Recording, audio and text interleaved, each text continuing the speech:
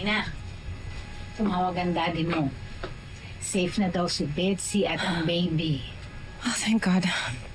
Buti na lang okay na yung baby. Ayaw kasi maging dahilan yan para magalit si daddy sa akin. And in a way, I kind of feel bad. Nag-lash out ako kay Betsy. Kasi makipag-iwalay na si Gerald talaga sa akin. What do you mean? Pinirmahan niya yung divorce papers? So, kailangan ko nang sanayin yung sarili ko. With the idea na wala na akong kasamang katuwang na palakihin ng anak ko. Pero okay lang ba sa'yo na magkawatak-watak kayo? Baka pagsisihan mo yan balang araw. What do you mean, tita?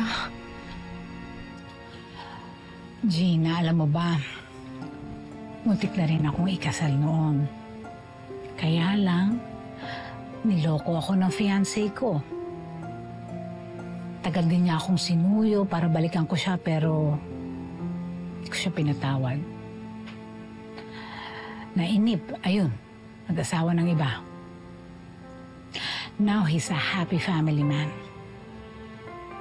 Kaya minsan naiisip ko, pinagbigyan ko siya at pinatawad. Siguro ako ngayon ang may happy family.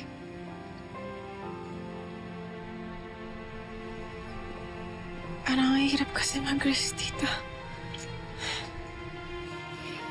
You know what?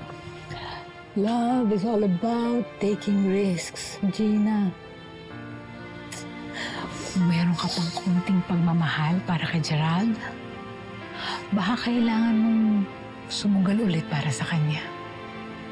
Hindi pa huli ang lahat.